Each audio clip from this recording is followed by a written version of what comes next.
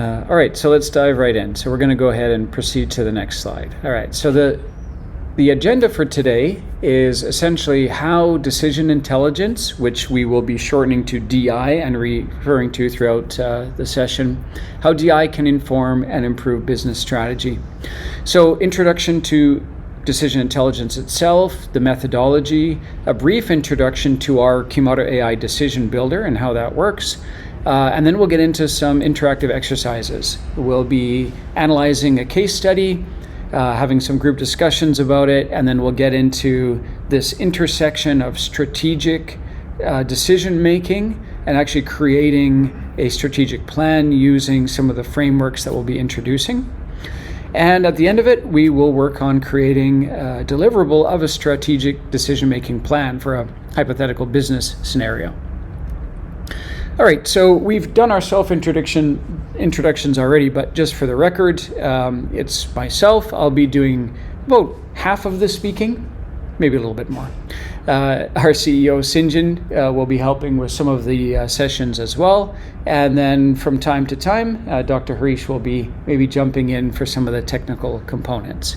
If you have any deeper technical questions about how things work, please feel free to message Dr. Harish and he can respond in the chat.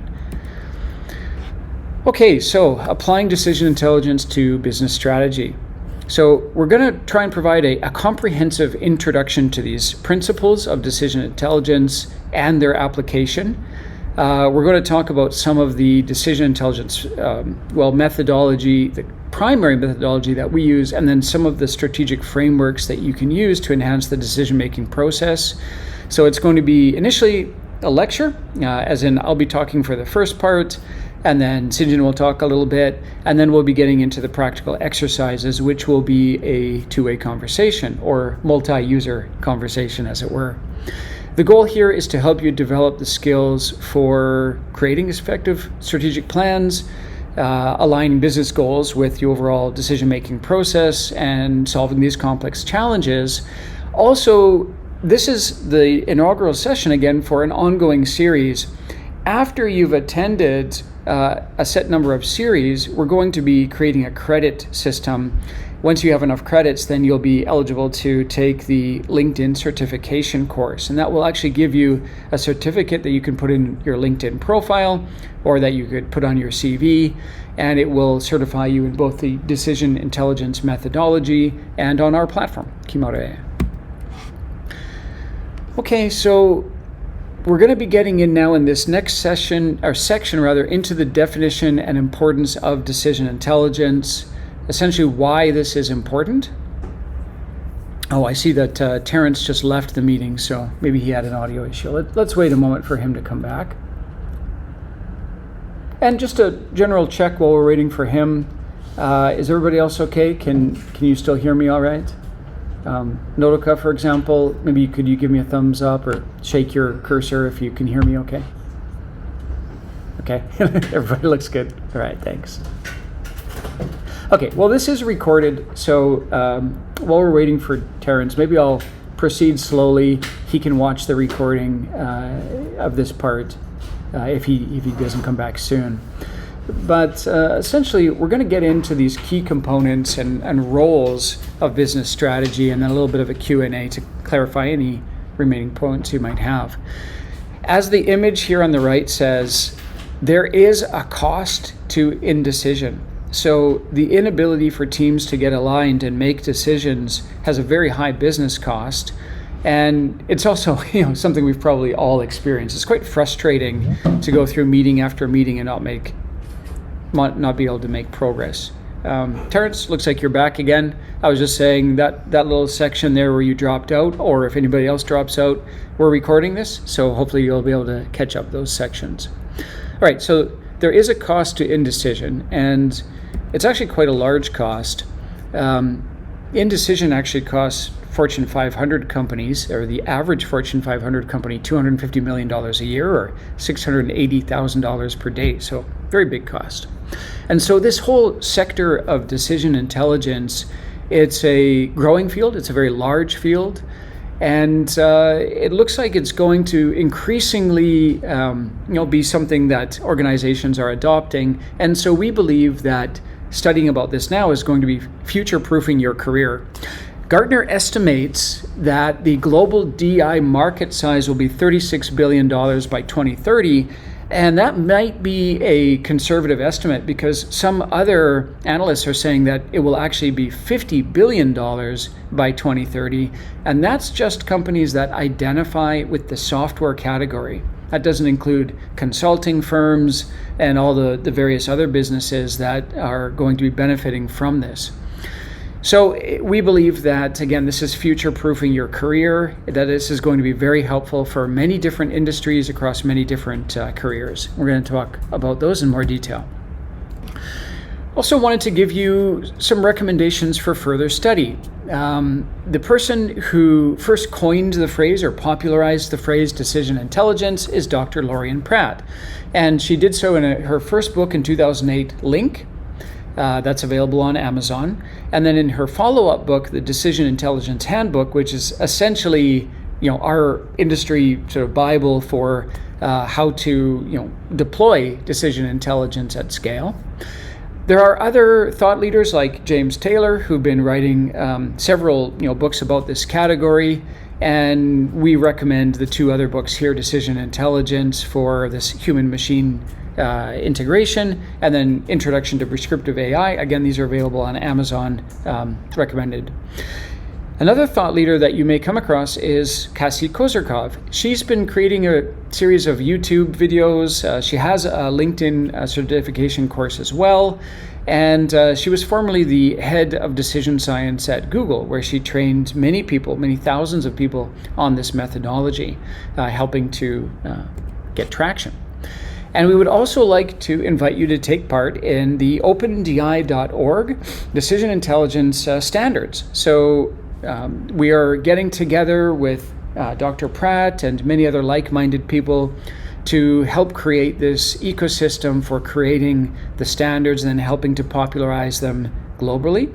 So decision intelligence, although it's still quite a young field, many see it as one of the future evolutions of AI. Maybe a good place to spend your efforts if you're studying to be a software engineer or a decision scientist. And as you can see here, it's a very comprehensive ecosystem, so a lot to study there. All right, so let's get right into it. How exactly do you do decision intelligence? We're going to start with that, and then we'll talk about business strategy and then the intersection of both of those together. So step one in the decision intelligence methodology is to determine your desired outcome. For the particular decision model that you're trying to build, or for the particular thing that you're trying to do, what is your desired outcome? And then what are the actions that you can take to achieve that outcome? And what are the things that those actions will affect as intermediaries? And what might affect them as external things? So outcomes are the objectives you're hoping to achieve. Actions are things you can do that are within your control. Intermediaries are the causal chains that are created by those actions. And externals are things outside your control, like the weather, or maybe financial market movements, or competitors, things like that. Using this framework, this causal decision map, or CDM, you can map any decision, regardless of its complexity. And the decision map might include one desired outcome. It might actually include multiple desired outcomes, and there might be multiple different branches or causal chains that are created. But by creating these maps, you create a visual reference that gives you stakeholder alignment. It helps everybody in your team to get aligned. It helps people understand what are the important actions and what are things that are maybe outside of this particular decision model, maybe things that should be moved into another decision model.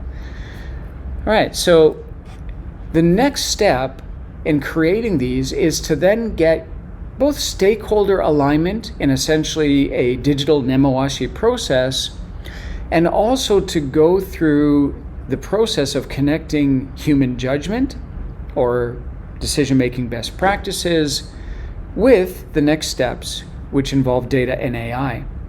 In order to best connect human judgment, it helps to have a strategic planning framework. It helps to utilize governance, compliance, regulation, best practices, and any internal processes and procedures that you might have, and then frameworks like BPMN, Business Process Model and Notation, that help to give clarity and structure your business decisions. Once you've connected your existing processes, once you've connected your strategy and any frameworks that you have into the decision model, then it really starts to become alive, and it helps you to start taking action and making essentially decisions already.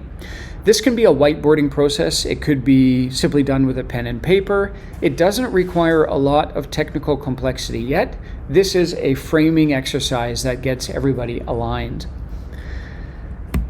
The next step is to start connecting data. Now, the data that you can use for your decision model depends on the type of decision that you're trying to do. So it might be as simple as recorded or observed data. You might simply use a pen and paper to record how many units were sold, or what happens if you hire 2 people versus 3 people. Or you might get into deeper data sets. If you have, for example, machines with sensors that can track the number of units that are moving through a supply chain, or if you have customer data platform that allows you to measure how your users are engaging with your different products, or if you have ERP or CRM, these data sets can be pulled in, analyzed, and you can build AI models on top of them.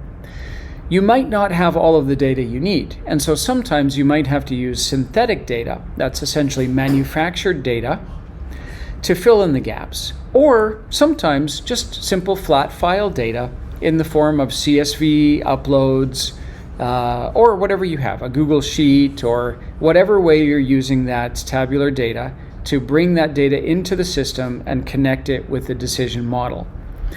Once you've done that, then you can leverage the power of AI.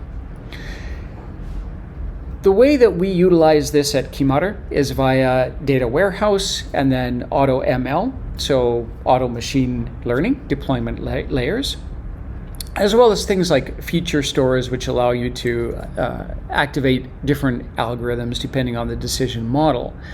There are different machine learning algorithms that you can use. Some of them are listed here, but don't get caught up too much on that. It really is dependent on the type of decision model that you're building.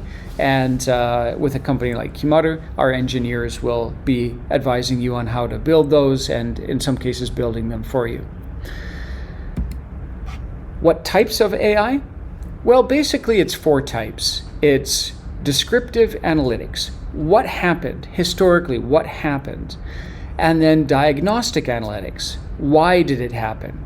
And this moves us from the backward-looking hindsight towards predictive analytics, what will happen, and prescriptive analytics, how can we make it happen, which provide insight and eventually foresight. So you can think of it as recommendations and predictions. This is the prescriptive analytic component that's saying, if we do this, it's likely that this will happen. And also, if you try doing this, it might be beneficial towards your overall goal. All right, we already covered a lot of ground, and it's probably a good time to stop for a moment and see if there are any questions. So everybody who's on the digital call, Terrence, Notika, anybody else who's joined remotely, please feel free to jump in now and ask any questions you might have. And if you start talking and I can't hear you, please let me know in the chat. I might have to adjust your audio settings.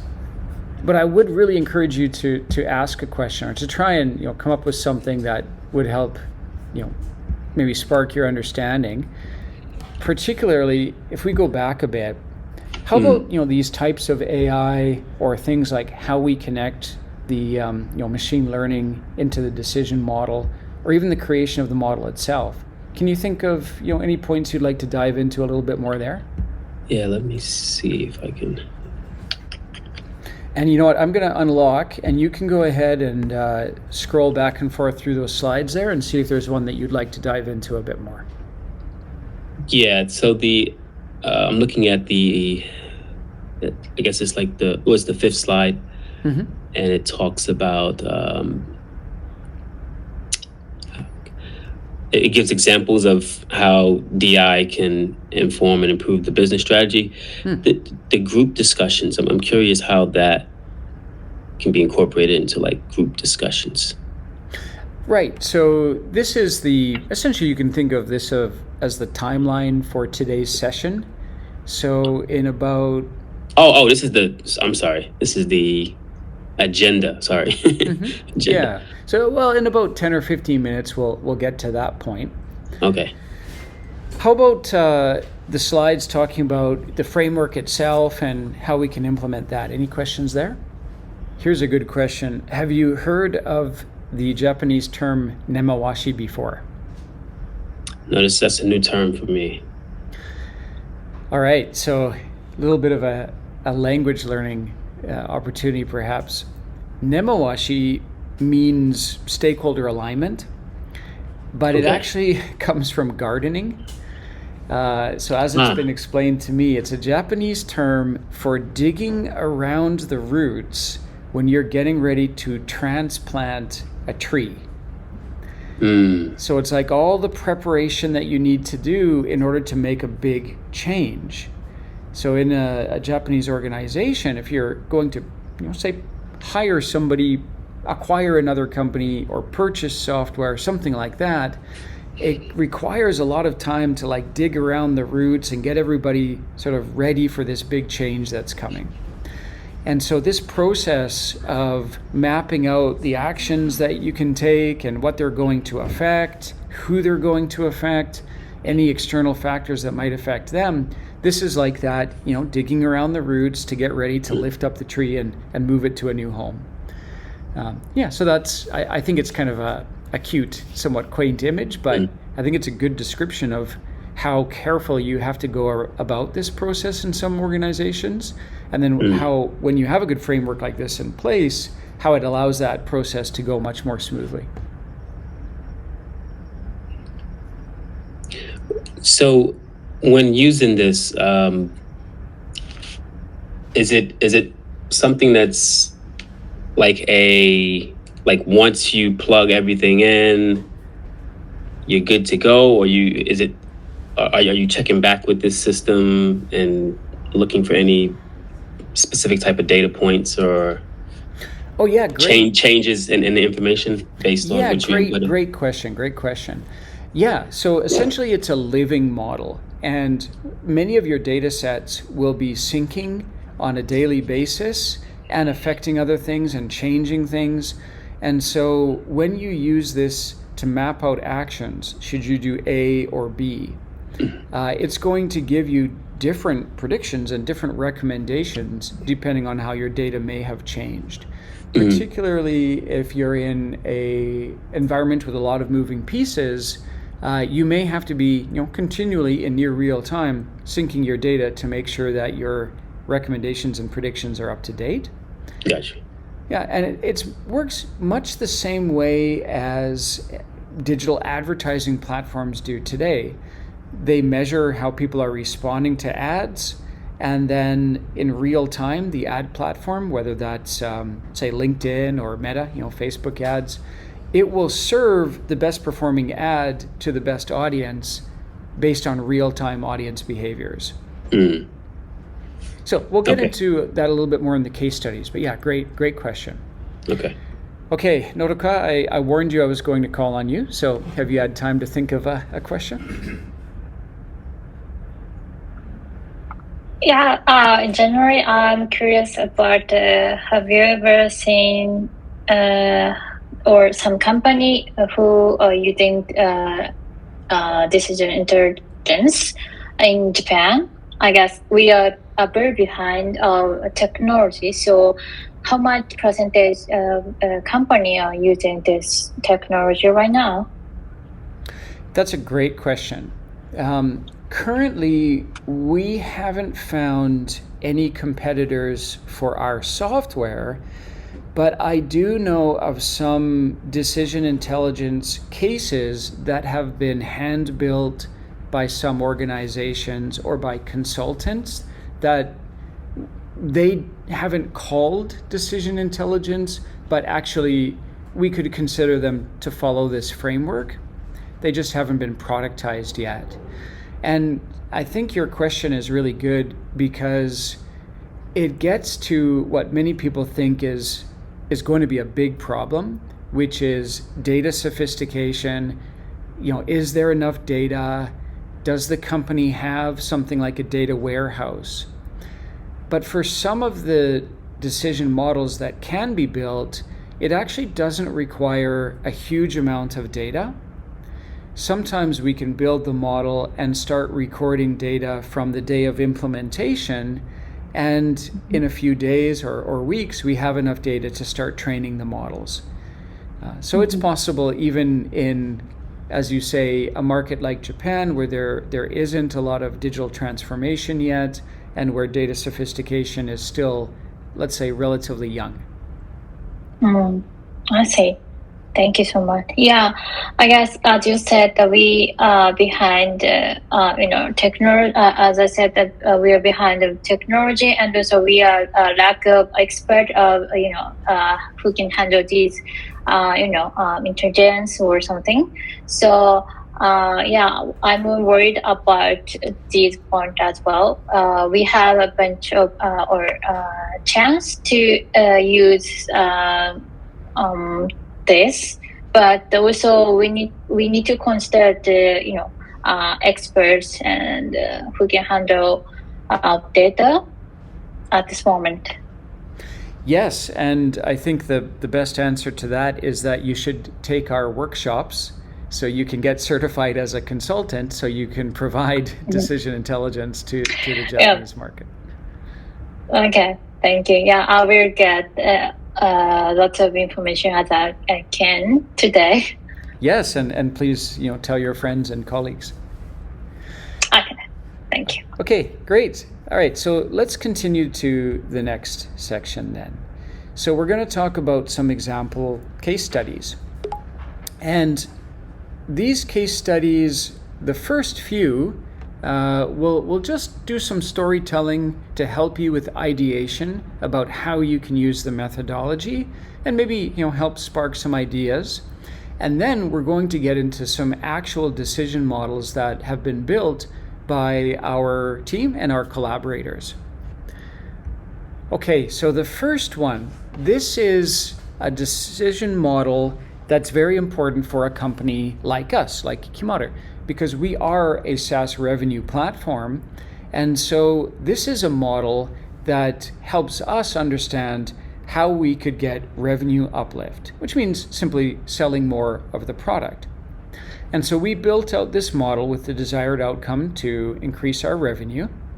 And we modeled out different causal chains. What would happen, for example, if we took the action of hiring more salespeople, or for the same amount of budget, if we increased our ad spend, or if we invested in content marketing. We could hire an agency to create content for us to improve our SEO, etc. And in this model, when we tested and see hiring salespeople versus investing in content marketing versus increasing the ad spend, we found that for certain conditions, the ad spend got us a higher increase or a higher likelihood of increase in our revenue.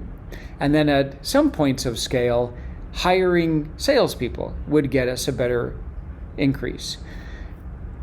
What changes is the ability for our customer success team to manage the number of inquiries that are generated and the percentage of users who are self-serve versus who require more hands-on implementation.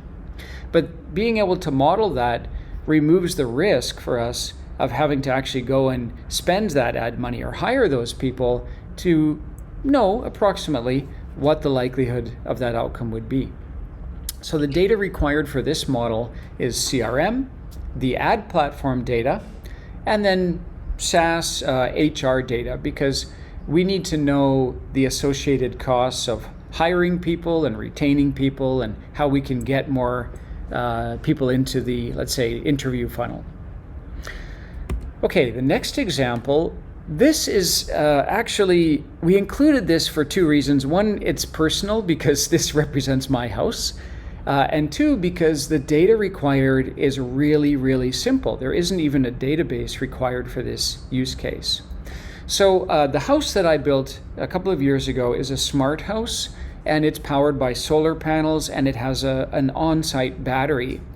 And on days when we don't need all of the power generated, we can actually sell some of that power back to the grid. So we can send some of the energy for other users to utilize. And the way that our system knows whether it should be storing the power locally or sending it to the grid is by predicting whether it's going to be sunny or cloudy for the next few days. So all the system needs is a weather API, an online weather service API, and then the solar grid sensor data. No databases is required for this use case. We're not looking at historical prediction models. We're just looking at the weather prediction, and via that API we can pull in the data there. So again, we included this partly because it's a personal story and partly because it illustrates how sometimes for the decision models, not a lot of data is actually required. Okay, now here's another one. This is illustrative of a few different key points. It talks about, like the title says, supply chain optimization. But there are a couple of things going on here. For one, you may have noticed on really hot days, the vending machines at busy areas like sporting venues or on the train platform, they sell out of cool water or Pocari Sweat, Aquarius, sports drinks, sometimes really quickly. And what they should be able to do is actually stock those machines to allow for that demand. And the way that they could do that is by predicting the likely demand based on when it's going to be really hot. So again, connecting to a weather service API. Also, the vending machine supply companies or the beverage companies could look into their database for historical patterns. So if they know that, say, the second week of July is historically extremely hot, that gives them advance notice that they should be ready. They should have enough drinks in the supply chain that they can restock the machines very quickly in certain areas.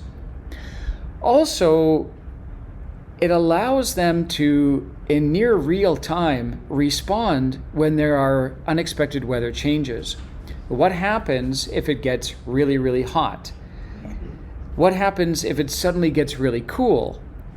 Vending machines in Japan, of course, invest in cooling the drinks or heating the drinks.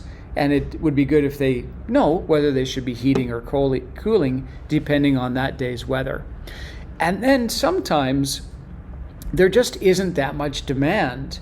And so if the sensors are indicating that there isn't very much traffic in the area, or for example, if there's a thunderstorm forecast for a sporting event, probably not many people are going to be buying drinks at all. And in that case, they don't have to worry about cooling those drinks. And so they could be saving energy by allowing the machines to just go into idle mode. All right. Here's another example. Here's one for healthcare management. The goal here is to reduce patient readmission rates. So that means treatment is effective so that patients are cured quickly. They don't have to keep coming back. The actions that could be taken would be to personalize the patient care, implement training programs for the healthcare staff to understand best practices, and then we could benchmark individual patient data versus the overall population. So that would require the patient's personal information using something like Healthcare SaaS, Optum 360 or CareCloud are examples of these. Then perhaps the hospital's CRM and external data like the WHO database for benchmarking against the population. Another example, this relates to an SDG initiative. There's a lot of demand across the SDGs for solutions like decision intelligence.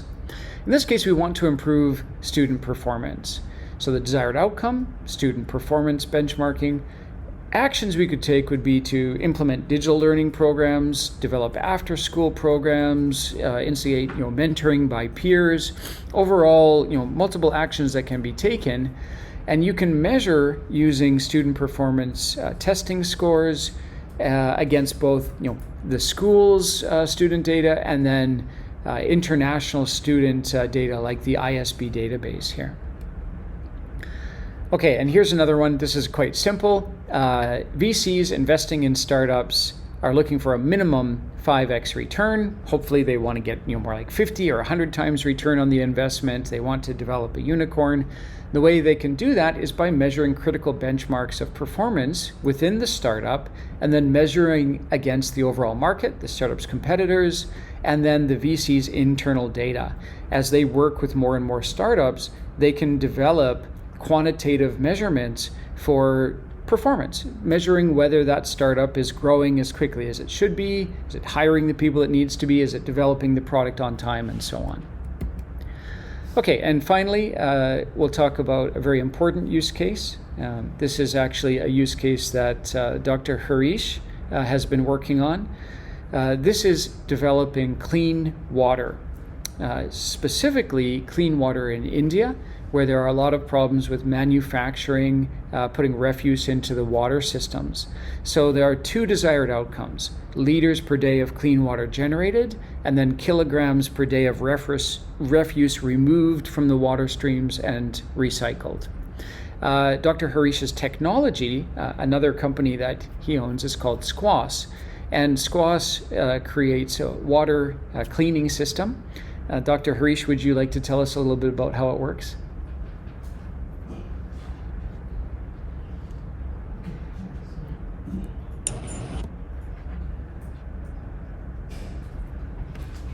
So in this case, when we think of this decision intelligence towards this direction,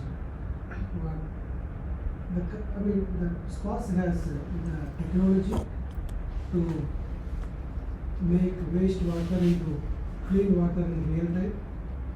So that is the innovation just happening in India now. And now our next step is to towards this SDG goal. For example, like when we identify a spot where there is a city or a canal or a lake, we will be trying to apply this BI platform in such a way that we can monitor those contamination percentage in real time and give a solution in real time.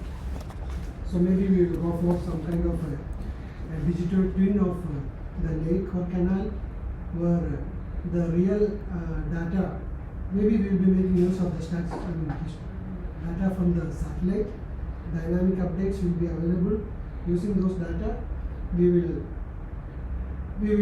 get that real-time feedback and put it in the virtual world, and we will try to see the outcome.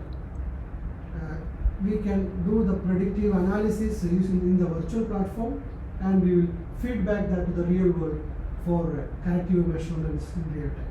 So there we are looking forward to having this BI platform. Great, thanks very much. If anybody has any more questions for Dr. Harish, please feel free to ask in the chat, or we can discuss it momentarily during the workshop. Okay, so the next thing we'd like to discuss is the Kimaru AI Decision Builder. So this is our software. It works like this. This is a screenshot of the platform. You set your desired outcome simply by dragging and dropping these blocks: purple for outcome, green for actions, as in green for go, navy for intermediate, and light blue for externals. So here are some example decision maps that have been built out. We have some of our collaborators on the call who have built some of these. Perhaps we could call on them for an explanation. Mako, do you feel like explaining, or actually this one was Carolina's, sorry. So Carolina, do you feel like you could explain the reduced readmission rate model that you built here? Might be a permissions issue on your computer. So how about this? I'll talk through just at a high level, and then if you have any questions, or if you have any, let's say, additional points you'd like to add, please go ahead and type them on. Thanks. Okay, so the goal here is essentially the medical use case that we talked about at a high level earlier. And so the set objective here is the reduced readmission rates. Maybe we can zoom in on that a bit. Yeah, reduced readmission rates. And we want this to be a quantifiable metric, which means a number that we can actually assign to the overall model so that we can measure something. So we're trying to measure the number of patients who don't have to go back to the hospital. Simple as that. And the things that can be done to affect that are things like this: to increase patient intake, personalize patient care, implement training programs for hospital staff, and invest into tool development. This could be software, or it could be actual hardware in the hospital. There are things that flow from those actions. So if you personalize patient care, it's going to affect disease management programs, investment into follow-up care, intervention success rates, and then our overall desired outcome. It's also going to affect things like this chain here. So if you personalize patient care, it will also affect risk scoring, which affects intervention success rates, which affects the desired outcome. So it flows like this. And some actions affect multiple different causal chains. And then there are sometimes external factors that affect them. So market availability, let's say chronic condition rates, that could affect this causal chain here. And some external factors will affect multiple different points, like this one. Education and health literacy is going to affect patients' adherence, which affects pharmaceutical counseling and home health services, and has an effect on the overall desired outcome. So once you've mapped out those processes, I'm sure Carolina can attest to how it takes a little bit of time, but once you've thought through that process, it gives a lot of clarity, shows you what actions you can take that are most meaningful, and it helps get your team aligned on those actions. Carolina, do you have any other points you'd like to add? Please feel free to type them into the chat there. I'll give you a minute to think and or type about anything else you'd like to add, and we'll go on to the next example, which is also similar. It's a medical use case.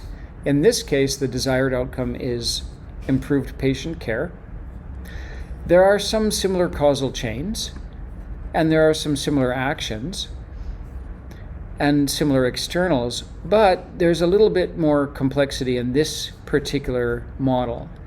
So we can see things like the home health services chain, insurance coverage. This causal chain has been included. And this helps to highlight how different decision models will go into different levels of detail.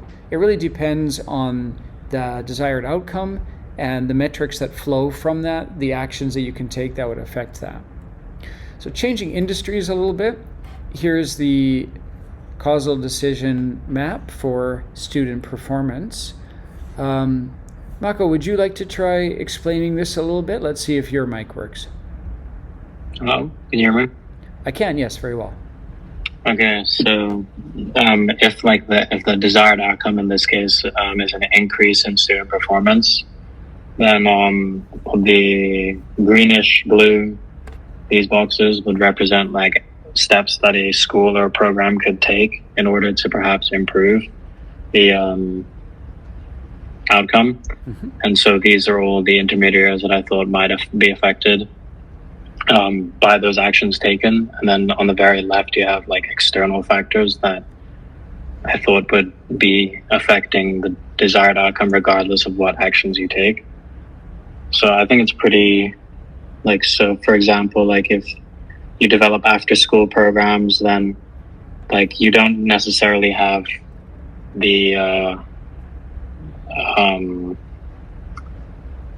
the inclusion in classrooms and the quality of the learning environment are kind of like hand in hand, and student satisfaction and motivation are also linked to this. So in that case, you have that chain, and then yeah, I think it's pretty self-explanatory for how these actions lead to these like less direct outcomes. Yeah, great. Hey, thank you very much. That's an excellent example. And one thing that we talked about as you were building this, as I recall, it's sometimes hard to determine whether something is an intermediary or an action, because things like student engagement, that sounds like an action item, like you could try to improve student engagement. And so something that helps to clarify that is you can just think, is this an action that has things that flow from it downstream? Or is this an action that actually is going to be affected by an action upstream, in which case it's an intermediary? Okay, so in the chat, yeah, Nate, you have a question? Yeah, so I'm just trying to understand a little bit about what we can do with this kind of model. So far what I understood was that this is something that we came up with based on our experience or maybe our assumptions, and then we built this model by hand.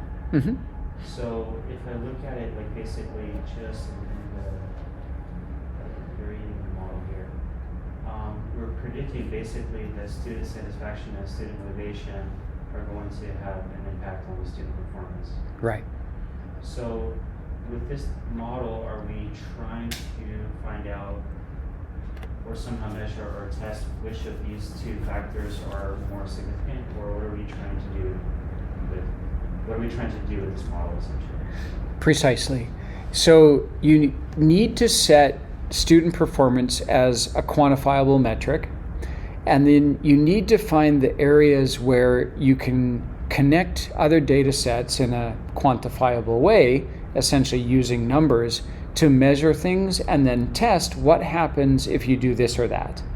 So student satisfaction, that requires the ability to track it as a metric. One way you could do that would be through surveys, something like NPS, Net Promoter Score, but for students.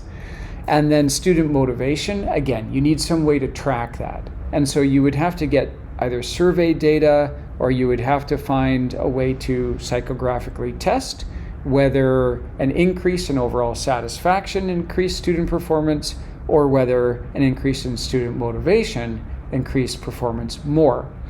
Then you can build AI models that start to predict which one is going to be more likely to have a statistically significant influence on your desired outcome metric.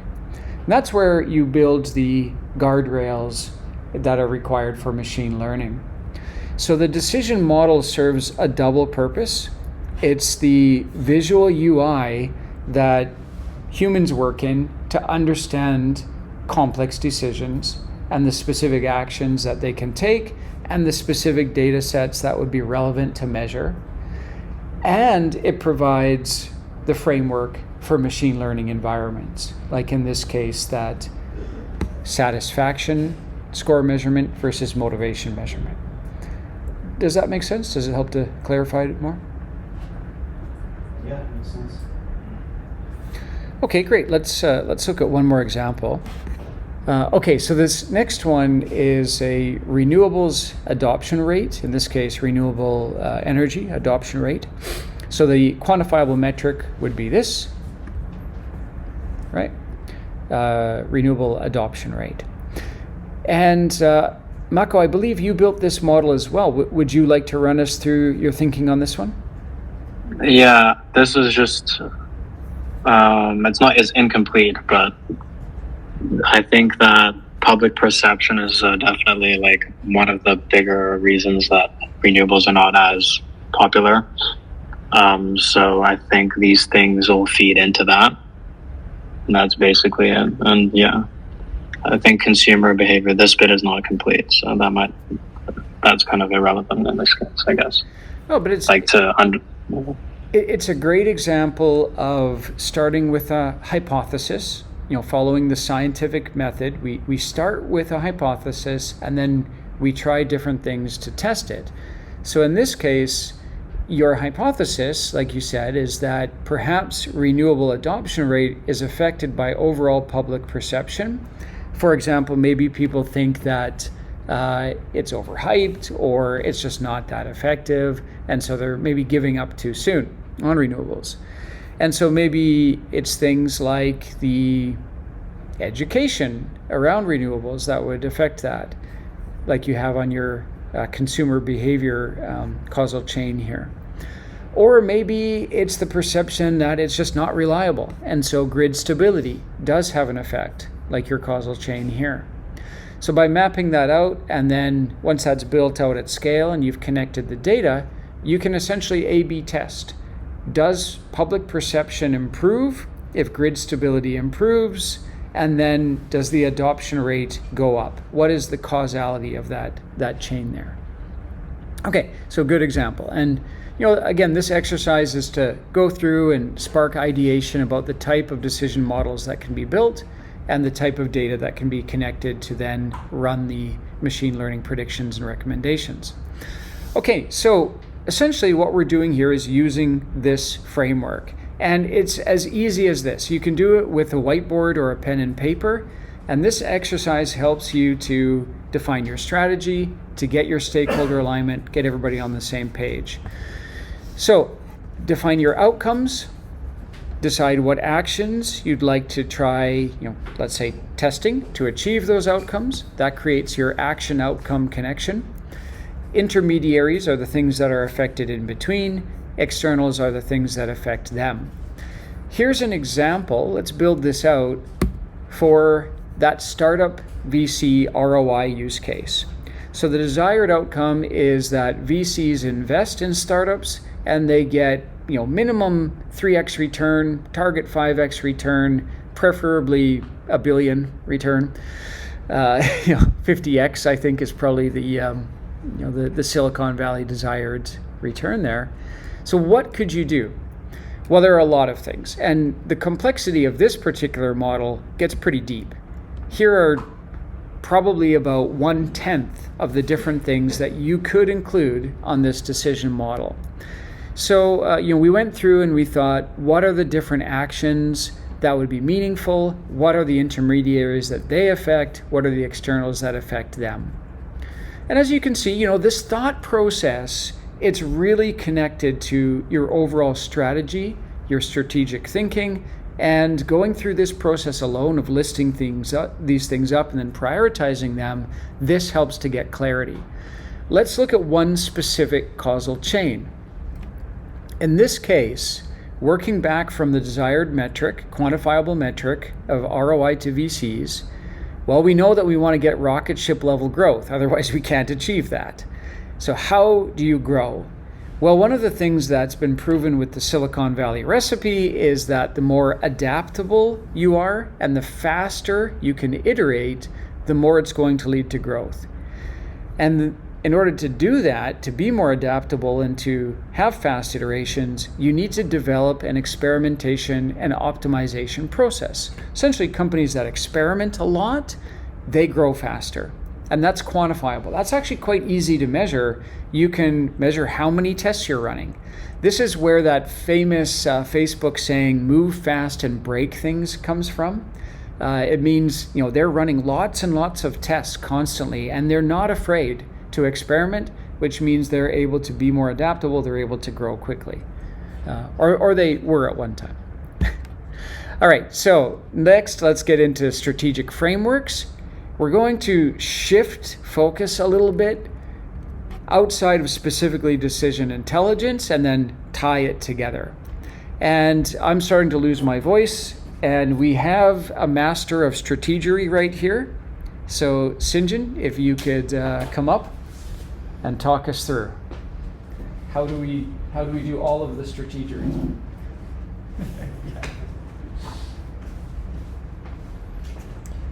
I may prompt you for how to use this this interface here. So let me just make sure, hopefully I'm on camera, Terrence. Just nod your head if I'm okay and if you can hear me.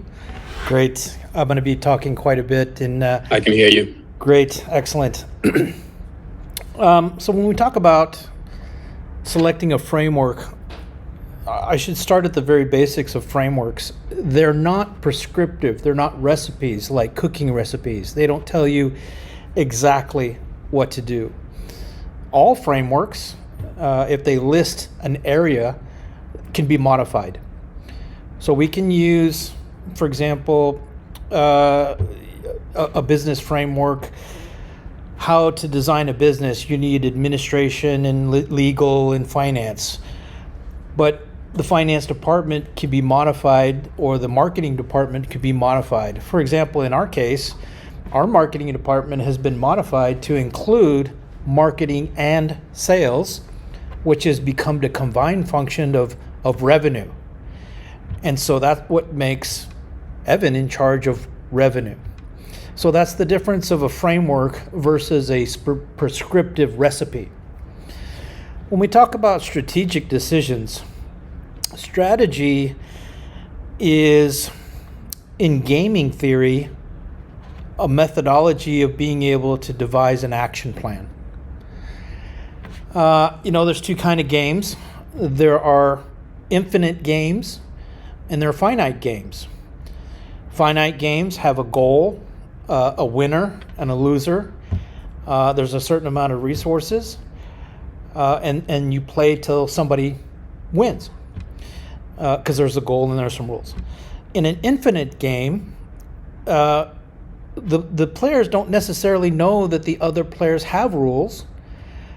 There may not be a winner and loser, and an example of those kinds of games would be, for example, on a government level, the Cold War, right? The Cold War will never really end because countries will continue to compete probably for a long time.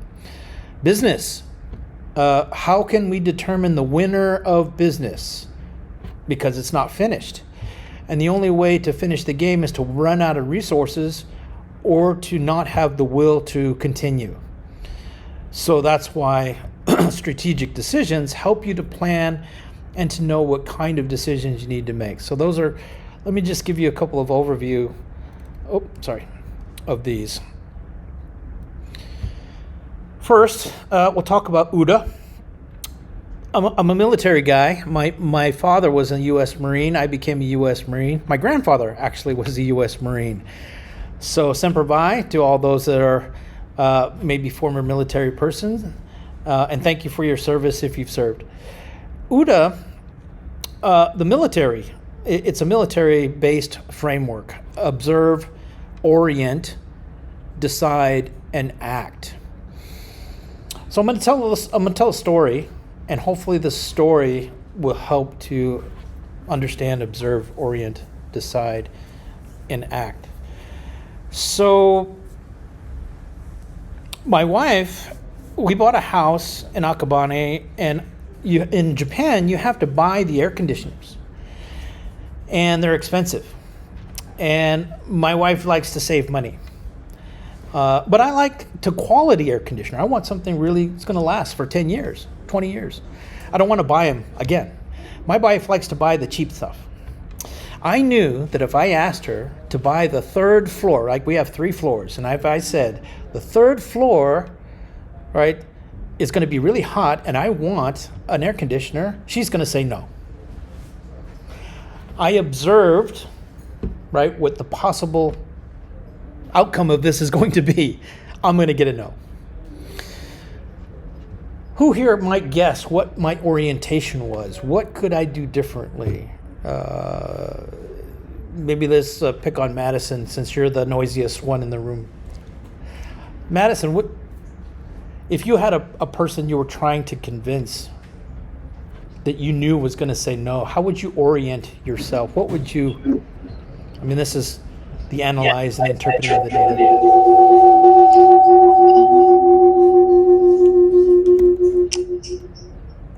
I guess. How do I? I was just trying to convince them to do what you want to do.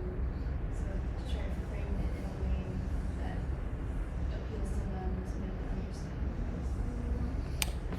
Good point. Excellent. It's exactly what I did. So I thought, okay. She said she's got some friends that are going to come visit, and I said to her, where are they going to stay? She says, on the 3rd floor. I said, oh, that's where the air conditioner isn't, by the way. But I let that sit for a couple of days. So my decision process was, what would be the best course of action? I can't tell her, I want to buy this. And then she'd say, no, but I think it's important. No, I don't think it's important. So my decision, my orientation was to say, it's going to be hot up there, right? A couple of days later, and I put an ad for air conditioning on the coffee table. And I waited a couple of days. And then I came back and I said, they're going to come in July, right? And she says, yeah. She said to me, you think we should get an air conditioner for the 3rd floor? I said, I don't know. Maybe. She said, maybe we should. And I said, okay. That's how I acted. So every time I observed, did she read that pamphlet? I oriented myself to make another decision about what the next thing I should do was. The government does the same thing, because in the military, in the U.S. military, you look at your adversary. Where are they at? What are you doing? Terrence, in your case, podcasting. You want listeners and people to understand what you're doing. How do you observe your market? How do you orient yourself to your market? How do you decide what to do, what content to give them, and how do you act upon that? I wonder if you could give us a story about that. I would. Can you hear me? Yeah. Okay. So, I mean, there's a couple things to look at. You can look at, obviously, like something like downloads, which doesn't tell the whole story, but it does tell a story. Yeah. You can gauge what kind of feedback you're getting, what kind of engagement that you're getting, right, on your pod, on your episodes, or wherever you post your clips and all that type of stuff. Got it. Yeah. So you assess those data points, qualitative and quantitative. Yeah. Nice terms. Yeah. Yeah. Orientation. Orientation. Right. Analyze, interpret the data. You're right. Yep. So you took the downloads, you interpret that as being demand. Yes. Okay, got it. And then you decide, of course, what then does that mean to you? So like I said, to me, it would be a combination of quantitative and qualitative, because download doesn't tell the whole story. But I would look more so at qualitative, more of the feedback that you're getting, from people who listen. Yeah, that's such great insight, because using AI and the precision of data, or that doesn't, the how and why doesn't give you a decision.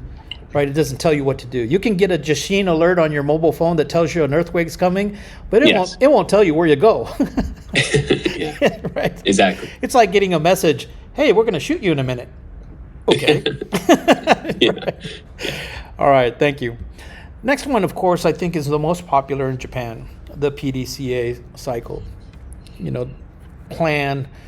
And this is sort of maybe a little bit more direct instead of observing your environment. This is making a plan, deciding, okay, I need to. So in my story about my air conditioner, it's instead of responding to saying that I am observing that the house needs to be cool, and I'm hot when I go to the 3rd floor, the opposite, or maybe through this lens of the PDA cycle, I would be planning to cool my house.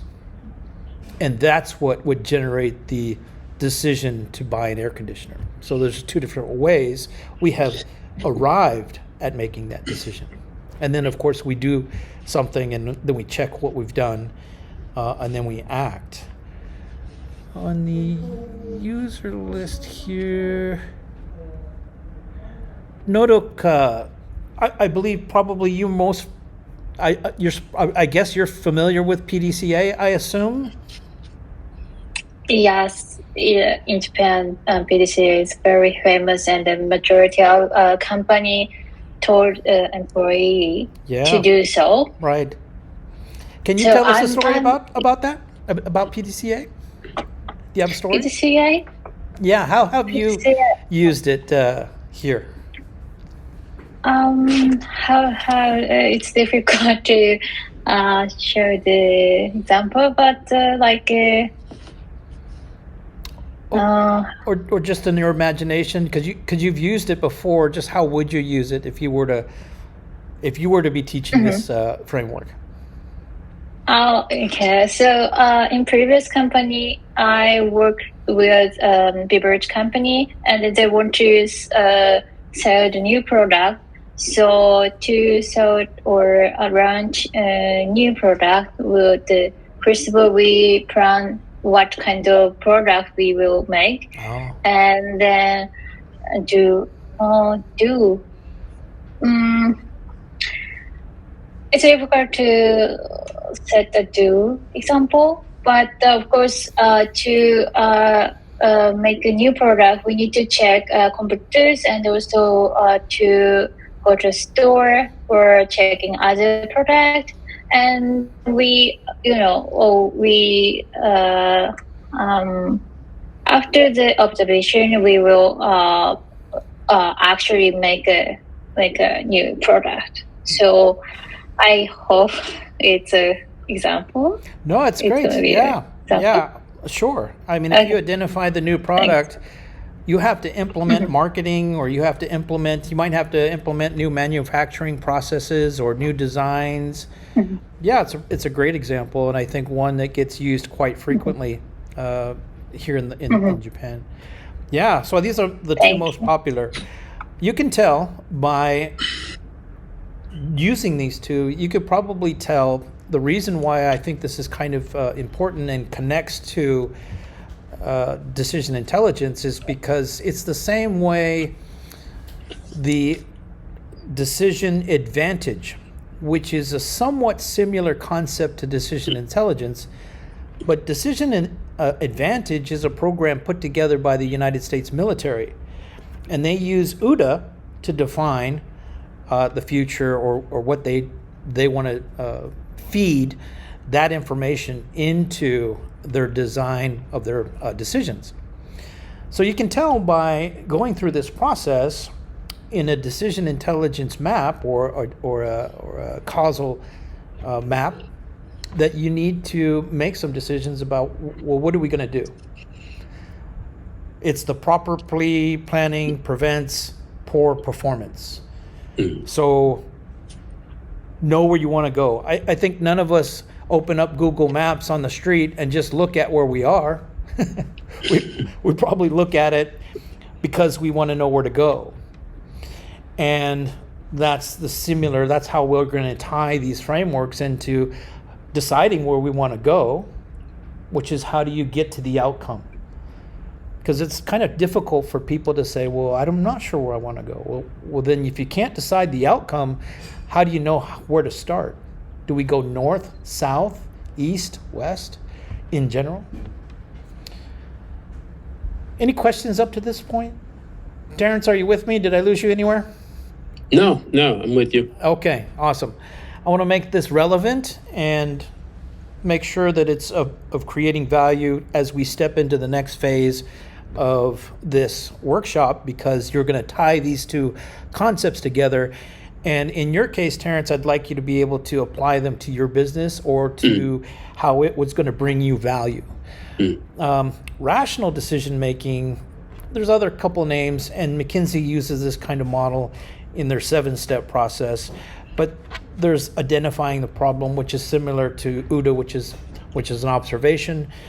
PDCA is creating a plan around something you observe. So there's common themes, right, to these frameworks, and you can mix and match some of these steps. So let me go back to that slide. Oops, sorry. Establishing your decision criteria. So I had to decide, okay, so I observed that I probably am going to have a heated third floor. I needed to cool down. how am I going to, what's the criteria in which I need to make a decision to act, or how important is that to me? So I had to decide that. I thought it was just simply discomfort. In the military, of course, there would be conflict criteria and so on. And maybe, Terrence, in your business, you might have to establish kind of the limits of what you would do for your audience, or maybe it's your theme, or what kind of like your content parameters, right? I'm not sure you're gonna. I don't think a manufacturing podcast would talk about ice cream. Yeah. You know what I mean? Yeah. So Exactly. so you got to set these guardrails, which I think Evan used that term a little earlier, and it's a nice term to remember. I won't go into this one in detail too much, because I think the first two, UDA and PDCA, are probably the most easiest frameworks to implement in real world scenarios, but you should be aware of these others. The last one here is the Kemper decision analysis framework. Sorry, I couldn't say the name very well. Kepner-Trego. Really interesting, of course. And again, starting with the decision. What do I need to decide?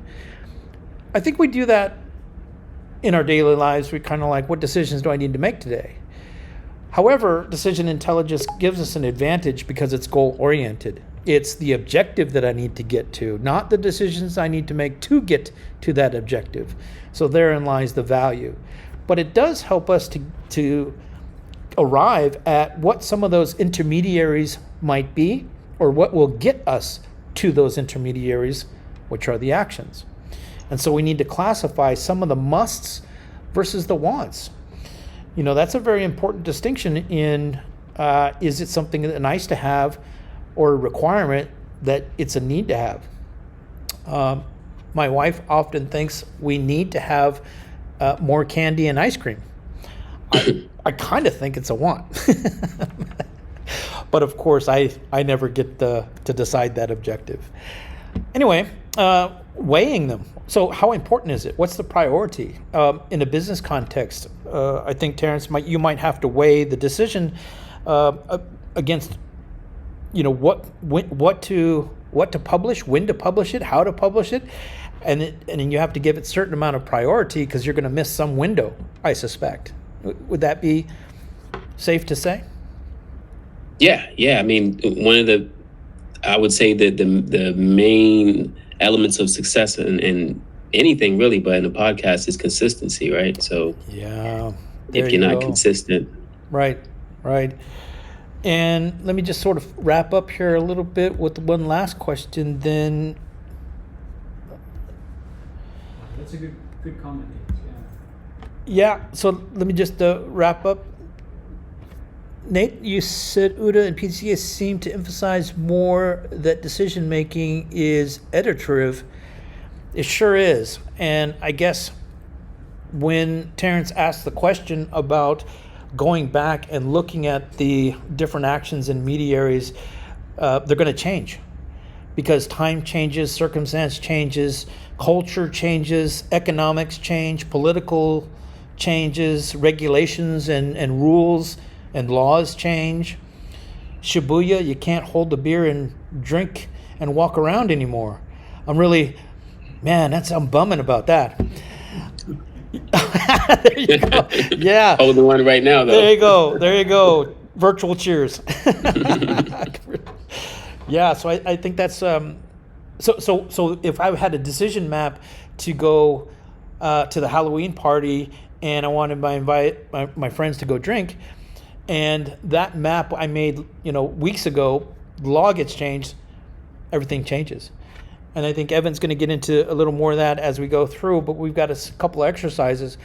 Now that we've been kind of at it here for a length of time, does anybody need a 5-minute break to use the restroom, get a glass of water, do anything? Terrence, Notagai, you guys? Let's do that. Let's take a 5-minute break, and then we're going to go into the exercises. Yeah, because we're going to start another leg of activity, and this is where we're going to roll up our sleeves a little bit, and I'm going to ask you to put your thinking hats on. Okay, let's continue. think your sound may be muted right now. So we turned it off. Yes, I And did we it on the muted machine and We muted your microphone as well, just for the breakdown. Okay. All right, we're back. Okay, so now we want to get into the next section here, which is Can I hear solving you? real world challenges. Can you hear me? No, you're right here. Nate, can you hear I me? can hear you. Okay. Nodoka, can you hear me? Yes, I can hear you. Okay, yeah. Okay, great. And it's good to know that your mic is working because we're going to ask you to be talking in a minute. So we're going to get into case study analysis and then work together to identify problems and apply frameworks and develop potential solutions. So we want to create a strategic plan aligned with business goals. And the steps when we're making a decision plan or a decision model are we want to align our business goals with decision-making processes. The next step, after we've done that strategic component, is to build the causal decision map. And so we're going to do that now. We're going to develop a strategic plan for a hypothetical business scenario. And hopefully when we write it down, it will make sense. Like the Dilbert boss here says, I tried to write down my strategy, but it doesn't make sense when I see it in sentences. It probably doesn't make sense at all. Okay, so let's get into creating a case study. So everybody who's online and in person in the room here, let's get together. Probably people who are in person, you're going to have to put in headphones, use a headset so that you can talk to the people online.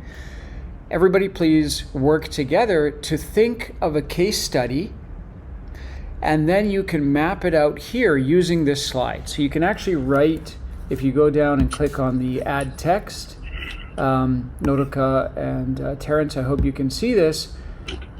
I'm clicking and I'm saying case study. So it's going to be something like, I don't know,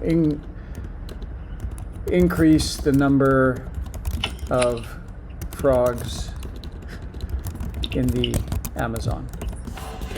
I don't know why I thought of that. It was just I was just thinking, I was like, where are we going with this?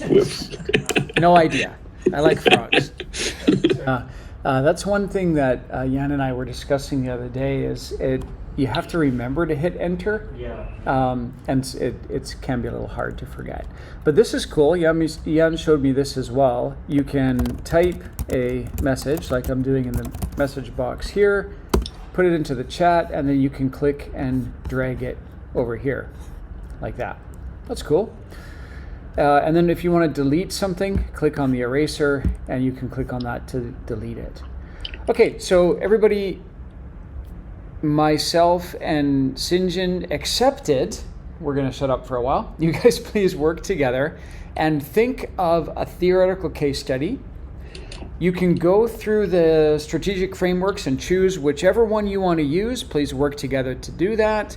And then map out your outcome, actions, data. And if you like, you can draw on the screen or import a photo or something to illustrate what your case study is.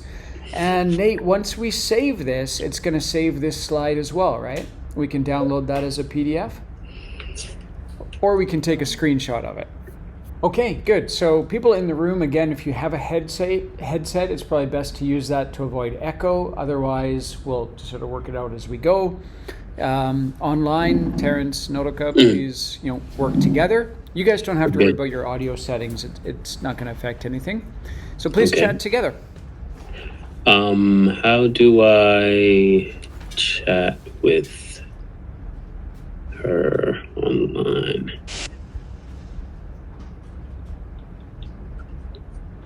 Well, you can just talk since she's here on Oh, the okay. Okay, gotcha. I was looking for like some kind of chat feature thing. Gotcha. Sorry, thank you. Okay. So let's see. So we can, first thing we have to do is pick an outcome, right? Mm-hmm. Yeah. So Yeah, actually, Sinjin had a good point. He said maybe we should set a timer. And so for this exercise, we probably don't want to go over about 5 minutes. So I'll go Okay. ahead and hit play on that. And that is just for determining the case study that you want to work on and then starting to map out the basic idea. Okay. Timer's running. All right. So, do you have anything in particular that you want to use as a case study? Oh, I forgot. What? Let's see. Let's do it. Let's do it like this. How? Well, what is your favorite hobby? Hobby. Yeah. Hobby.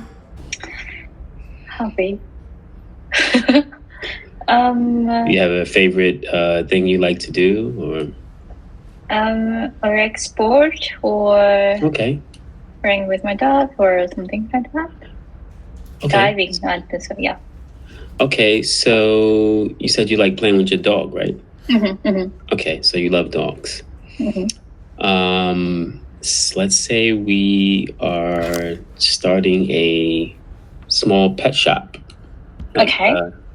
Some kind of what kind of what kind of shop would it be? Help me out here. If we're starting with dog grooming, yeah, we can start. Okay. We can go with that. So we would go with a dog grooming business, right? Now So let me jump in just for a sec. Okay. Mako, Daniel, Bavisha, Madison, everybody on the call, please feel free to jump in. This is a group exercise. Okay, I didn't realize there was more than 2 people on. Okay, gotcha. Yeah. Sorry. No, you're great there, Terrence. You're helping to get things kicked off, and I Okay. like your idea. Let's see if you've got group consensus for it. Are we all good with going with the dog grooming business?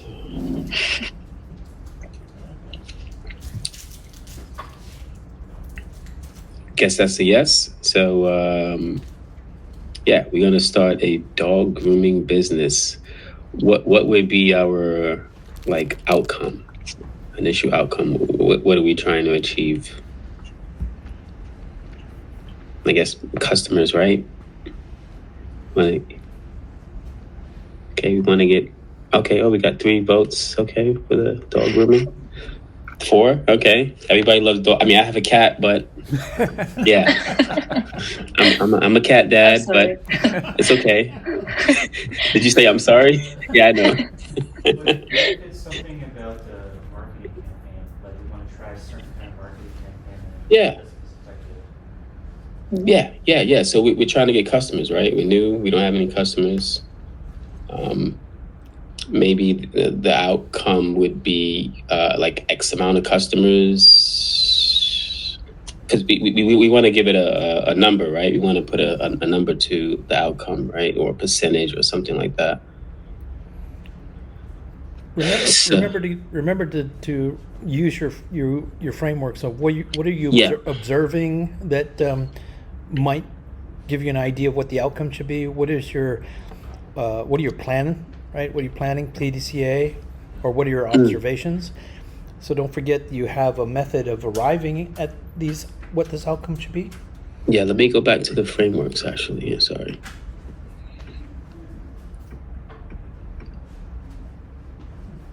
So I guess we could. Anybody has a particular framework? I mean, UDA. It's pretty simple, straight to the point. Uda is a gooda. UDA is a good. Okay. So gather data information. Okay. What type of data or information will we gather that would help us in our dog grooming? This is an iterative process, so maybe the first observation are just things that we noticed around us. And the next iteration would be we test something and gather data. But for now, maybe it could just be something in the environment that you notice about people's behaviors or dogs' behavior Or lack of something, lack of services or for dogs or something like that. Yeah. Or grooming. Okay. And then we would analyze. CNI dogs, disabilities. I'm not sure if you could hear that, but Cindy mentioned that like there might be a problem with elderly people, so maybe elderly people cannot bring their dog to the groomer. Maybe Okay. there's, maybe they would need some other solution, like you can pick up the dog or you can do mobile grooming. But this hypothesis would just be there are people with dogs who would like to have them groomed, but they can't go to the groomer for some reason. Whether they Gotcha. need help. Mm-hmm. Okay. So do we have anybody who could like annotate this or put it on there? Maybe you could help write the slide there. Sure. Dog grooming, the outcome, Mm-hmm. measure.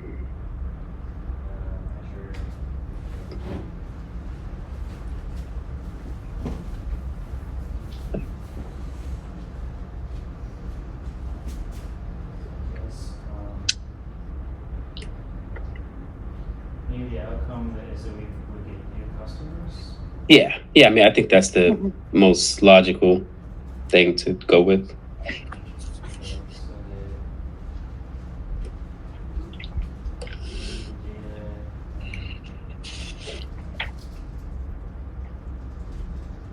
Look. Oh.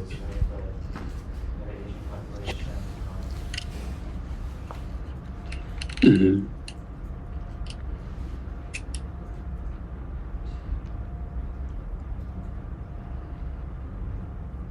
Mobility problem, bringing pets to groomer. Yeah. Maybe the action has to be somehow like you want to find out.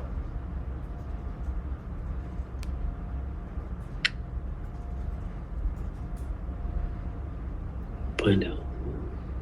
People This is have where this. maybe this use case is, and then like how are we going to find that out? Like how can we measure that? Talk to people, surveys, I guess. Maybe look online, different forums. What's that popular platform? Forget the name right now. Yeah, we can just put online forums right now. I'm thinking of one in particular. I can't think of the name of it right now. Survey Monkey? Say that again. Survey Monkey? No, it's an online chat forum where Online chat. can't think of it. Anyway, yeah, I think we're good with this information what we got right now. Nice pictures. Well,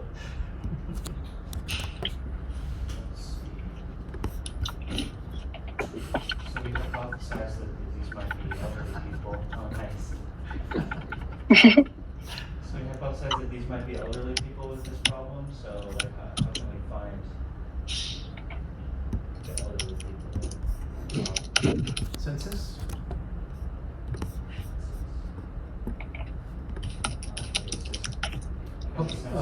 Government data? Reddit, that's what I was trying to think of. Reddit, we can look at. Yeah, good call. Had to Google it. So maybe we can identify like a certain place that just serve as a surrogate for like a place with a lot of elderly people. Just check with them and kind of sample just that area with a concentrated amount of elderly people. Oh, I know one. I observed that elderly people like to wake up really early and walk around the park and walk their dogs in the park. Man, Mhm. I turned into an elderly person.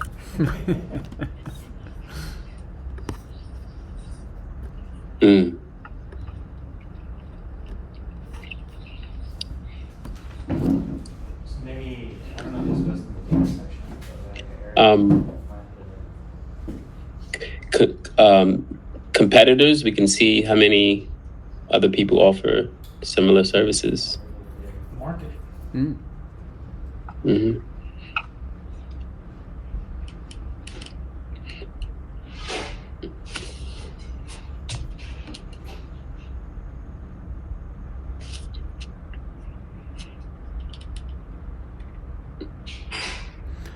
I think that's pretty good. That's enough start, to start building out the model.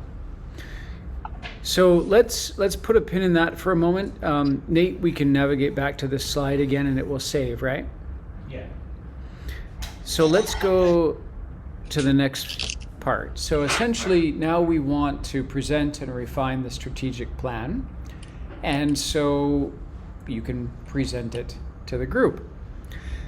Now, in order to make that overall strategic plan presentation, you want to incorporate the decision model framework. So essentially the causal decision map that you were starting to map out there. And the strategy, so this slide that you were starting to map out here. So the next thing is to take, the overall concept, the idea of the dog grooming business, your desired outcome, new grooming customers, and we probably do want to make it a real clear quantifiable metric, like the percentage of customers increased, right? That's probably, anytime you put percentages or, dollar signs, dollar amount increase, yen amount increase, that helps, enforce the quantifiable nature of it. Smart goals, right? Exactly, yeah. Smart, quantifiable, measurable KPIs, Yeah. exactly.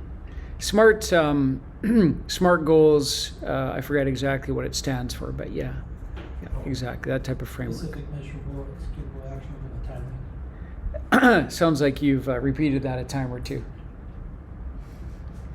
Specific, measurable, achievable, relevant, and time-bound, or timely, right? Exactly, yeah, exactly. Okay, so let's go next and work on this. It will be a presentation, so you need to choose a presenter. Terrence, you've already been doing a lot of talking, so I would recommend that as the de facto team leader, you delegate that to somebody else. And here's a slide for you to work in. Also, here's the causal decision map framework. I would recommend that you determine, what exactly is the outcome, what exactly are the actions, and which ones are intermediaries. Getting alignment on intermediaries helps a great deal because everything flows from that. And then you've got your external factors. Our collaborators who are on the call. Sorry to interrupt, but I remember earlier when we got started, you talked about the difference between intermediaries and actions. Can you go over that again? How did you decide what's an action, what's intermediary? Well, I was just going to suggest that Okay, sorry. some of the collaborators on the call have heard this concept a few times before. If you call on them, they might be able to help you. And Gotcha. Rather than me talking and lecturing about it, I'd like you guys to work on it together. Gotcha. Terrence, if you look at the user icon up at the top there, you can see the list of people on the call, and you can actually call on people to get their input.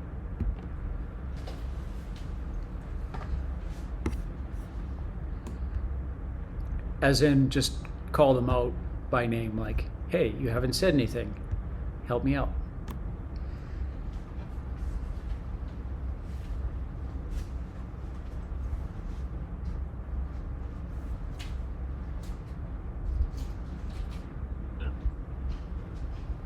Oh, I'm sorry, my mic was muted. These are all the people that's online, or all the people that's like in a combination? I think it's a list of everybody who is here and online. So it's Okay. It's a total Okay, list. gotcha. Okay. So, strategic plan presentation. Okay, I'm looking at the chat here, for example. Choose a convenience store location would be a responsive. Okay. Well, thanks for the explanation, Jairus. Sorry if I mispronounced your name. Yaris. Yaris, sorry. Yeah, Yaris. Okay, gotcha. Location accessibilities. Choosing convenience. Okay. So I'm choosing a presenter. That's what that's what I'm doing. I mean, you can volunteer to do it yourself if you want, but I think I would delegate it. Okay. Any volunteers before I choose one? 1, 2, 3, Okay. got it. Okay, I'm just trying to think who haven't I heard from tonight.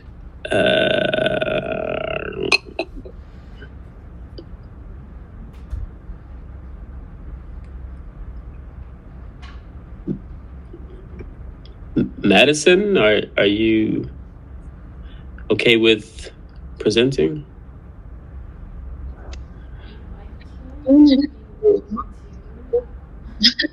Yes, I would love for you to present.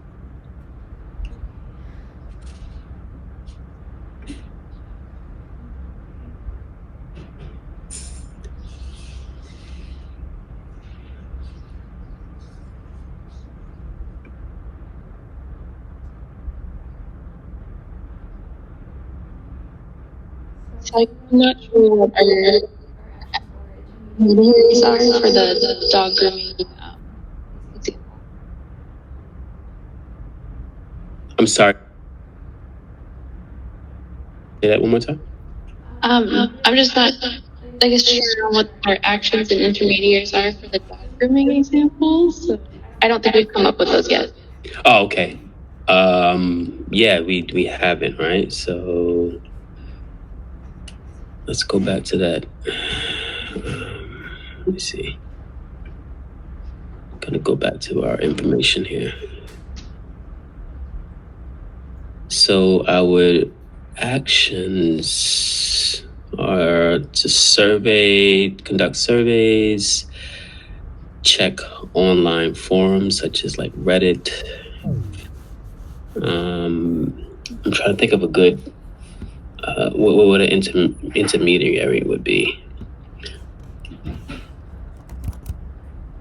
Okay, so like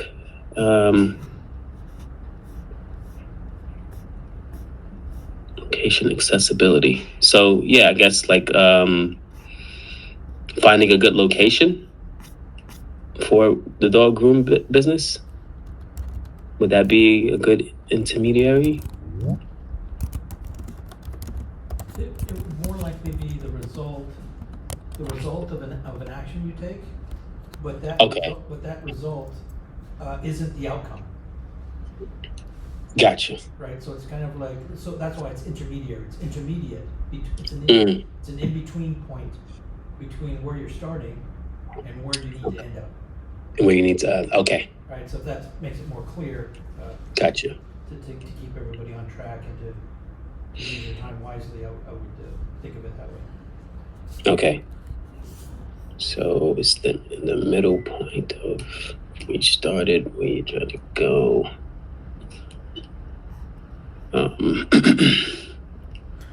I'll just jump in quick to let everybody know that in the right-hand side of the screen, you'll see the messages and notes tabs. If you click on messages, you can see the message chat. For example, Nate asking Yaris if his name was German or not.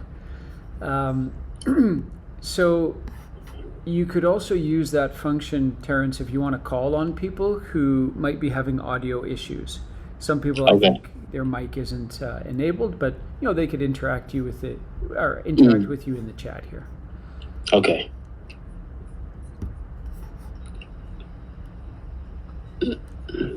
So, okay, Yaris said intermediary factors, customer satisfaction, positive word of mouth, brand, is it repeat customers? Okay. So, I think we have some intermediary factors, Madison.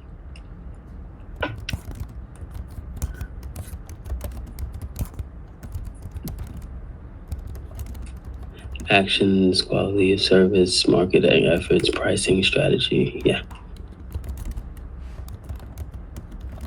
facility cleanliness, community engagement programs. What strategic framework would you recommend using in this case?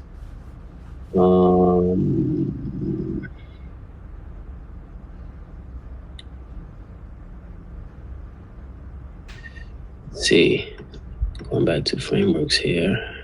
Plan, do, check. I mean, I think either one, UDA and PDCA is also could be a good one too. Yeah, you can use elements of either one that you feel are intuitive to you because they are frameworks and not specific recipes. So Gotcha. So if you feel like Orient is good, but you want to do a check, right? Yeah. You can take those into account. The idea here is just to try to get you going down the path, Mm-hmm. Step by step. I think that's probably the best thing to go with, is a combination, because you definitely want to monitor and evaluate results, right? Yeah, you said it in your podcast example how you approached that, and it's not dissimilar to how you're designing this framework and how you're implementing it right now. So you're kind of actually you're formalizing your knowledge right now, which is great to see. Okay. Also, Terrence, just FYI, you have Daniel Bavesha. I can't hear you, Evan. I think you're on mute. Okay, thanks. Just a minute. Yeah, just FYI, you have also, Daniel Bavesha, Madison, Mako. Mhm. They're all on the call, and Okay. they've, seen an example or two of this before, so you can call on them for assistance. Okay. I think maybe they don't all have mic access, so Okay. they could, maybe chat. But some do. Mako was talking earlier, so we know his mic works. Yeah. I'm looking in the chat now, so I could, I could manage both. So we have our intermediary factors, we have our actions, and the framework would be a combination of UDA and PDCA. What is PDCA? Okay, gotcha. I was about to say, what does that stand for? But I got it. All right. So from this point, are we like, where do we plug in this stuff? Is it? Well, I think Nate could give you some guidance on how to use the software here, the Comba software, to write Okay. down slides. Basically, you have a couple of options. I would say now that you've got your strategy, you probably want to make some notes on that strategy. Once you've defined that, then you're probably going to want to fill out the causal decision map. Okay. And then you have a slide there labeled presentation, which is a blank canvas to decide how you want to present. You could just cover it with dog pictures, and that could be the presentation. I mean, sky's the limit. Maybe Nate can tell you a bit more about the options that are available with this software. Okay. So you said make some notes about what we got here. Well, essentially, we're just trying to fill in this page, right? Okay. So, like, you could just take the things that Yaris wrote. And Yeah. drop them into the intermediates area. Okay. You can do this at the same time, right? Everybody has access, so you could Right. essentially everybody can. Yeah. Well, there's a little bit of a formatting issue here, so maybe it's better to type them maybe one by one. Okay. Yeah. Looks like. So, Can you delete? Oh yeah, I can delete. Okay. I'll just go ahead and do that or something. We can. So does anyone want to write this in? One thing you can do, I would recommend, like. Or two people? One could do intermediaries. One could do actions. Yeah. So I would recommend maybe you take the text tool and if you click on it twice, and you can adjust the size. I would recommend making it a little bit smaller maybe for this slide, and kind of click the little dial to adjust the size down, and pick a color that you like. Just click it and then click the text tool again to make it go away, and then then you can either like just put somewhere on the intermediaries. Let's say I click on the intermediaries. I'll do actions. Hopefully customer satisfaction. Oh, Right, and you have to hit the enter key to. okay. Well, yeah. Well, I see some people starting to write, so let me just delete mine.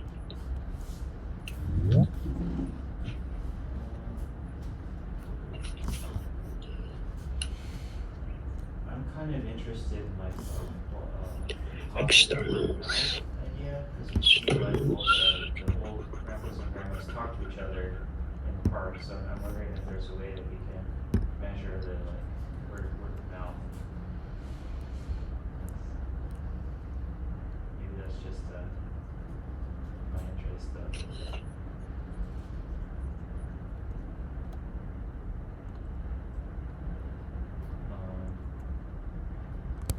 I guess something we could do that might be interesting is if you have some outcomes, then we start drawing arrows between the intermediaries and the outcomes.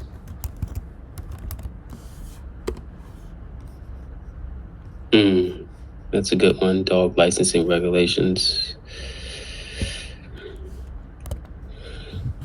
What's another external?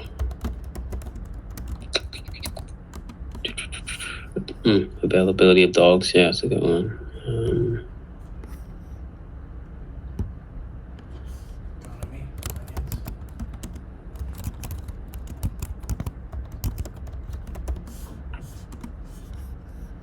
Retail space availability. Oh, maybe this is a question for Sinjin. Should we think of the outcomes as being like goals? Or Yeah, I think that's pretty good for externals.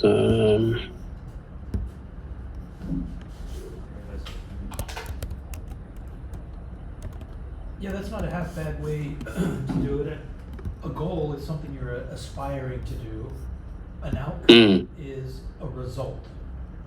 Yes. So you want the result, for example, the result I wanted in my personal story was I wanted to have an air conditioner on the 3rd floor. It could have been a goal, but I might not, that would be an area target. I was kind of going for it. But that was the outcome I actually wanted to achieve. Because the reason why you define an outcome is because you need to measure the actions and determine if they're the right ones, and if those increase your chances of the outcome happening or not. Therein lies the real understanding. So if, let's say for example, I only talked to my wife once and I said, can we have an air conditioner? It's one action. Does that help my outcome 10% or 15 or 100%? Probably like 10. But because I suggested 3 times and I did some other things, those 3 actions. You put an ad on the table. Yeah, right. And it increased the likeliness of the outcome by a lot. So that would be the logistical way that I thought about it in my story. Okay. I guess my question is more like, should the outcomes be binary outcomes, or they should have some other number attached to them? For example, like sales increased. Best practice is quantifiable metrics. Yeah. And quick bit of advice for actions: they should be verbs because they're things that you do. And good point. So, friendly and professional staff. How do you get that? Do you train to develop friendly and professional staff? Do you try to increase the friendliness and professionalism of your staff? Yeah, just thinking of it in terms of verbs helps. Yeah, you could also have more than one outcome. Okay, and for like this 20% sales increase outcome, we want it to be time bound, right? Yeah, that's always a good focusing exercise, is to get as specific as you can. So 20% sales increase by tonight. By tonight. Yeah. We're gonna round up all the dogs and wash them. Rapid fire sales. Yeah, that's right. So I guess what would be a good 20 mean, 20% sales. I mean, that's tough. Will be a good time-bound number. 6 months. That's 2 quarters. 2 quarters, right? Yeah. Yeah, let's do 6 months. What would your observation behind that be in making that decision? Are you observing that you need 3 months for a marketing campaign and another 3 months to start making adjustments? Yeah, definitely. Doing a lot of testing and seeing, just getting the feet wet and And those are all actions? seeing what works. Yeah. So all of that has a chain of actions or chain of events that will help you to achieve or not achieve, or increase the likeliness that those things would happen or not happen. Yeah. Notika, Maybe. I'd like you to interact as much as you can to get as much as you can out of this exercise as well. So I've Sure. taken you off mute, and please just let us know what you're thinking. If you have any thoughts, or if it's just like or or whatever it is. Okay. Hey, after all, this was inspired by you. You love dogs. Thank you. Yeah, thank you for making roadmap. And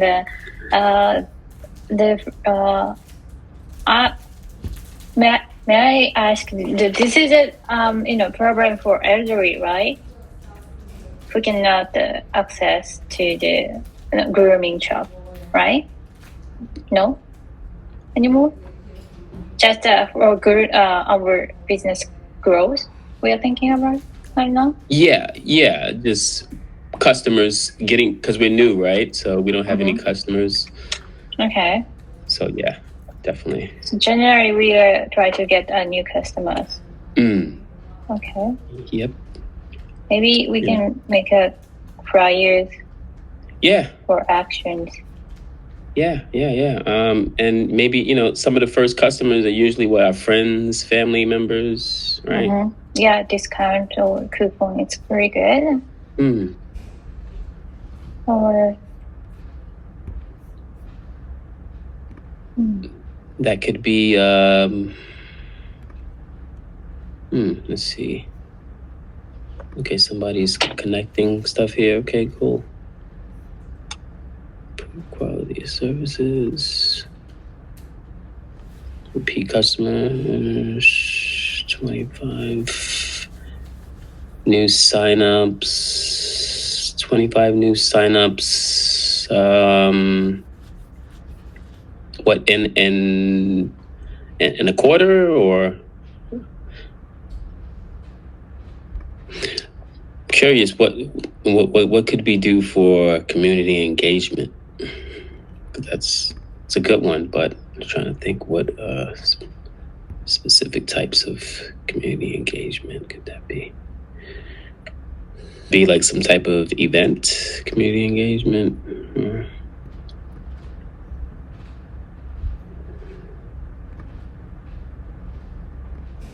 I don't think you necessarily need to think about what we can do.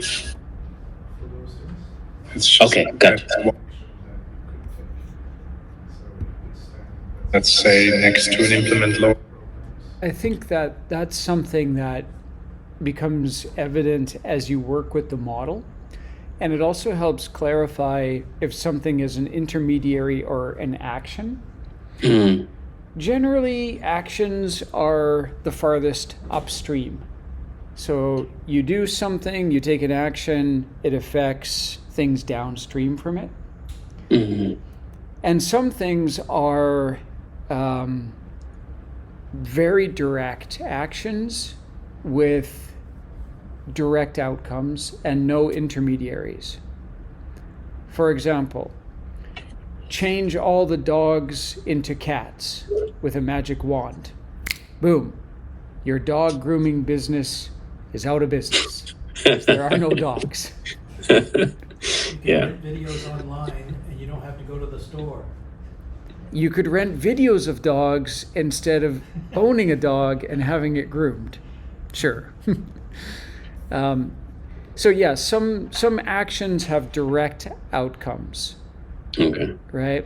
But some actions affect multiple intermediaries in quite long causal chains, and there are multiple causal chains that some actions affect. Mm. I mean, in this case, you could see that if you improve the quality of the service, you're going to satisfy the customer. And obviously, those customers will begin to develop more trust. But, right, so if you were to see that the more you improve your quality, you could see quantifiably some metrics start to increase, and you can see that the likeliness of your 20% goal goes up. But there's a certain point where you may go over the top. I've invested in 10 salespeople and now want to invest in 50 salespeople. Well, now you're spending too much money on human resources and it's not giving you, right? So you see those different intermediary quantifiable metrics go down, even though you thought you were increasing. You might increase in one path and decrease in a different path. So maybe it'll increases in 20% sales, but you decrease the retention customer. So this is the reason why these different actions and these intermediate. So this is the reason why we think that combining the precision of data and reflecting this in a visual sort of map, this is the first level of getting that done. And by the way, this course, of course, is a foundation course. Later on, we'll get to the intermediate course and then the advanced data architecture course, where we then go a lot deeper into how this actually gets put together and works under the hood, so that those kind of things, you can see them adjust for each other across. I hope that's valuable insight for everyone.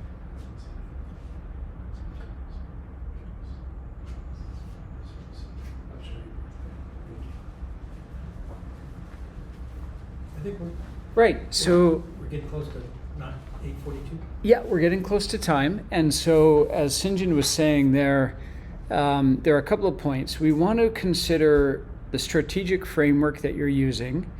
So PDCA, for example, plan, do, check, act. One of the things that you could do, let's randomly choose, one of these causal chains. So brand visibility. Well, you can plan a campaign that would increase, like the recent comment here, 1,000 social media followers in 3 months. And you can then check whether you're on track to achieve that goal or not. And then you can think what you can do to improve it. So say you're a little bit behind, you could maybe hire an influencer to work with, right? So plan, do, checked, act. The hiring is the act component. You can keep running that iterative cycle to keep improving your overall desired outcome. So that's where having a strategy helps with, and that becomes the overlay on your causal decision map. The next thing you want to do is think, now that we've got the humans aligned, we've thought about the model, we've mapped out the things that we can do, and we have a strategy, how can we utilize AI as an assistant? Where can we connect data sets and then start tracking the data to build predictive models and recommendations? There are multiple points on this decision model where we can do that. I see several where we could connect data, but I'll just set the timer for 5 minutes, and if you guys could think together about where data would be useful and make some notes about that, then you'll be well on your way to implementing all of the points in this workshop. So Nate, I'm going to call on you. Can you think of any data sets that we could connect to the model at one of these points? Okay. Putting me on the spot here. Well, I guess the most straightforward thing would be we probably have a database of our customers. So like just those numbers we would be able to see.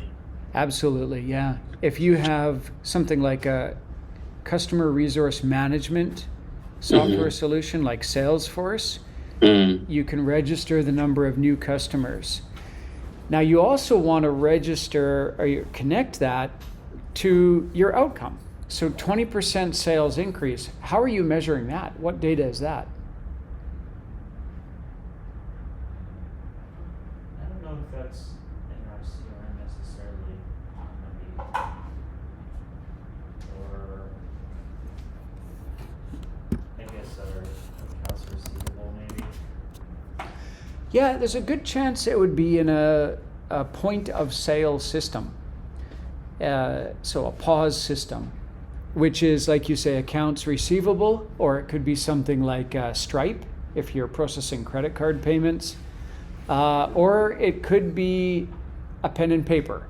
Maybe you have somebody who just writes down the number of sales each day. Old school. Old school. And then somebody types that into an Excel sheet. That's, an acceptable type of data.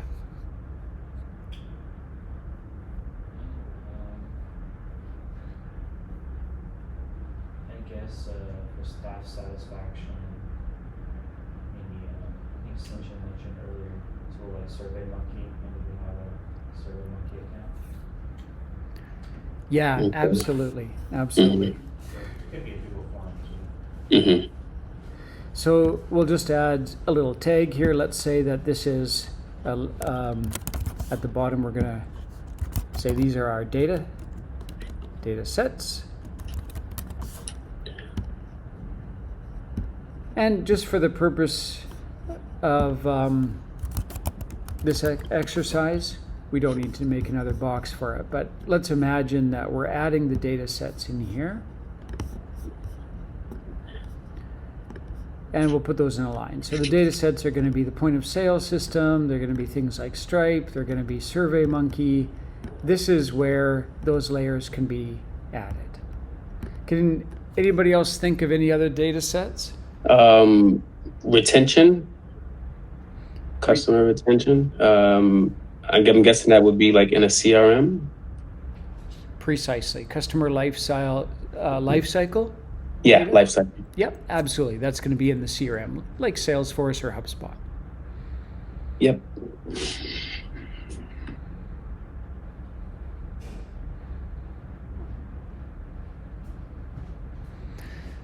Okay, great. Good work. Now you can see why it's useful to have a decision builder software solution like Keymatter. Doing this, a whiteboarding process or notepad process can get a little bit messy, and the software that we've developed reinforces the thought process, reinforces the critical thinking and the design thinking that goes into building these models. Okay, now that we've got our basic idea here, let's give it another 5 minutes. I'm going to set the timer again. And Madison, you were chosen to present. To avoid echo, why don't you come up here and you can use this seat. I'll give you 5 minutes to work with your team, and you can design your presentation slide, and then you can present that, and then we'll wrap it up. So I might be biased, but I thought it was pretty cool to have pictures of dogs in the presentation, and I'm kind of partial to this picture, so That's always the win. Always a win. you might want to include that. But yeah, that's up to you. There you go. Where did you find those pictures, by the way? Just a quick Google image search for dog grooming. Okay. Nodoka, Terrence, any thoughts on how to build this presentation slide? Please help Madison out. Sure.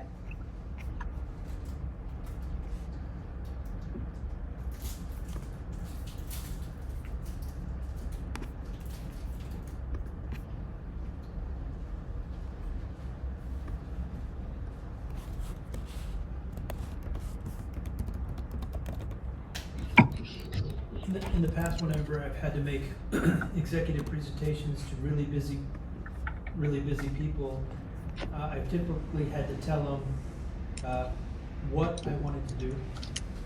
I typically have to tell them why I wanted to do it, and then I typically have to tell them how I get it done. But that's just me using the 5W1H sort of methodology. But I'm not sure what works for you guys.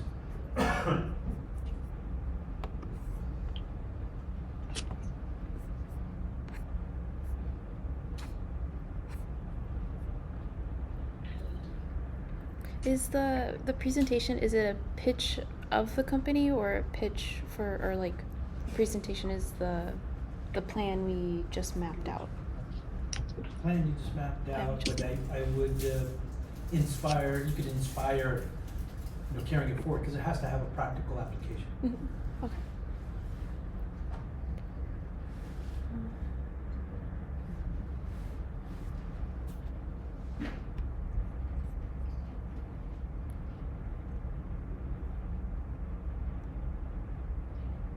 I mean, maybe I think what's being asked for is a specific initiative that we're trying to do. So maybe we're imagining this scenario that we have a dog grooming business, we have an objective, and like we have a plan for how to reach that objective, and then we have some like maybe things that we're measuring.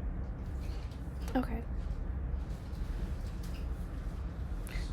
So one of our objectives then was to, or outcomes was to get 25 new customers in, I think it was 2 weeks.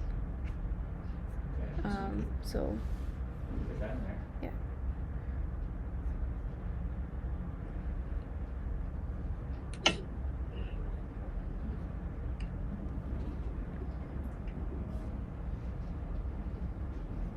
So I guess that's the what, right?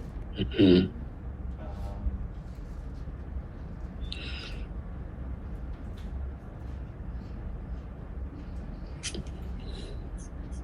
The why. Oh, the why. Yeah. Well, the why I think would, going back to what was initially said, was something about older people not having access or something like that. Yeah. No, I guess so. Yeah, it's a great point, because generally the reason why we start businesses is because we're trying to solve somebody's problem. Exactly. Or our own problem, really. So my way of thinking about this was that we had a hypothesis that like older people may need some kind of solution of like a dog grooming business that like It's convenient. yeah, that's more convenient. And so like I thought that a limited like 2-week initiative might be good to test the hypothesis that like if we go to the park and talk to a bunch of people, we can get them to sign up or give us their email or something like that. It wouldn't need to necessarily be a boots on the ground at the park. That's one idea. There's some other ideas that were floated, like loyalty program or something.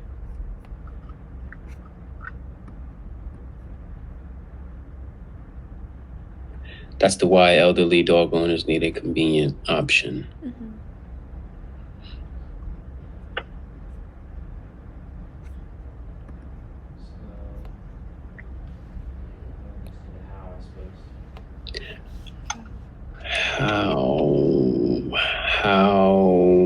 How we are going to achieve the outcome? Yeah, okay. So then we would go into, we would list some of the actions. So I'm thinking.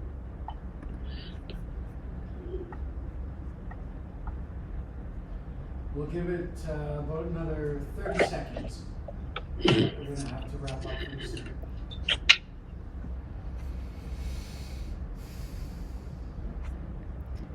I'm gonna suggest like distribute our coupon at the, what do you call it, like when they do the exercises in the early morning. Oh yeah, like Yeah. early morning exercises. Yeah. So we'll try this for 2 weeks and see if we see like those specific. We can measure whether those specific coupon codes are used. That's true.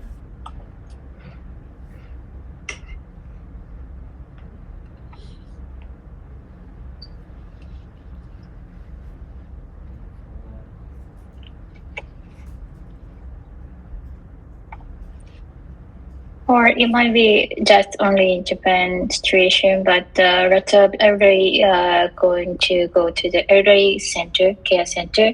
So maybe we can distribute a flyer, or we can have a grooming service next to the center. Okay. That's a great point. Rajio Taiso.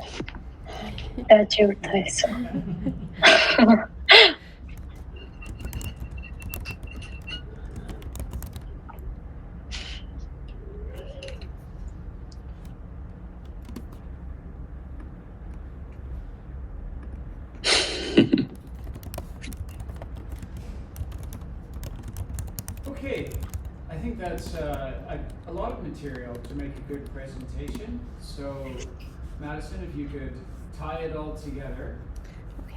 Let's define our target audience, though. Are you presenting to an internal team at a company? Are you presenting to a potential business partner? Are you telling your idea to dog groomers to try to recruit more staff? Or are you pitching this idea to the bank to get a line of credit, or maybe to an investor to build the business? From what we've come up with just now, it sounds more like this is a pitch for maybe a new sales strategy for a specific audience within a dog grooming company. So maybe they could pivot? Yeah. Okay, that sounds good to me, but do you have team alignment? Does that sound good, or Yeah, I think that's fine. or Yeah, this would be, I think, kind of like we want to test a new idea. We want to put some time boundary on it. And yeah, so this is like would be a proposal for the team, or maybe the head of sales or something. All right, and now any decision has associated risks. By building the decision model and connecting your data sets, you can test these ideas. You can test the coupon idea. You can test the time of day that you give people the coupon. It could be at Nagio Taiso. It could be later in the evening at their care home. There are multiple different ways you can test this idea and then measure, using decision intelligence, whether it's likely to give you 25 new customer signups in 2 weeks or not, and how likely it is, and other things that you could try using predictive models. Okay, so I think you've got a great framework here. You've got 2 minutes. Present your idea. Okay. So the idea is for this dog grooming company that trying to get 25 new customer signups within 2 weeks. Our target audience is the elderly pet owners, specifically elderly dog owners, who are maybe looking for a convenient option for dog grooming. Our strategy is to target the elderly audience that goes to elderly centers and possibly Rajio Taiso in the local parks, and then tracking the coupon codes that are used from those flyers to see if they're actually being used, or if that's a reliable means of targeting that audience. A way that we can kind of see if we can reach out to the elderly pet owners is the time of day at which we go to the locations that they frequent, whether it be the morning where more often elderly people get up earlier in the morning, or if afternoon or evening might be have an increase of reaching that audience. Obviously the goal is to try to get new customer signups, so trying to see, I guess trying to see if this is the best solution for getting them to sign up, or if there's another route we should maybe try to take to get this specific audience to join our services. Yep. Track and measure. Yes.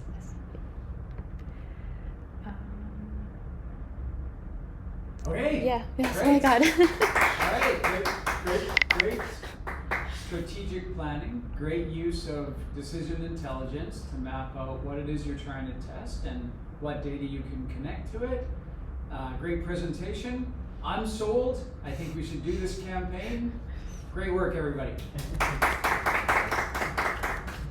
Okay. Thank you, Madison. Okay, thanks everybody for joining. Thank you for joining online and contributing.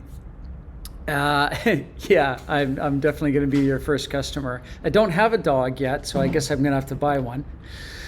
But I hope you guys found this useful. I hope it helped you to envision how you can use the decision intelligence framework, how you can connect it with strategic planning, and give you some idea about how you can build these predictive models to recommend, which decisions are likely to be most effective for your goals.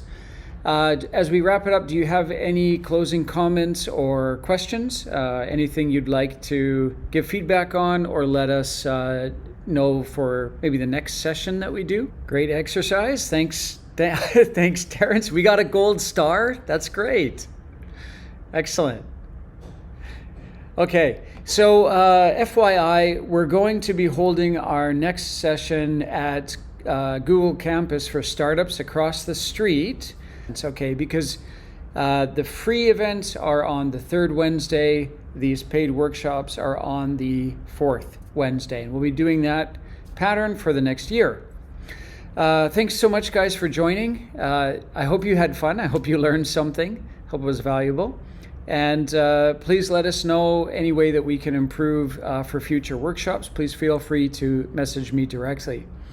Nate, if we could go through and screenshot the work here, then we can share the PDF, share the slides, and hopefully it provides a fun souvenir. Okay, thanks so much, guys.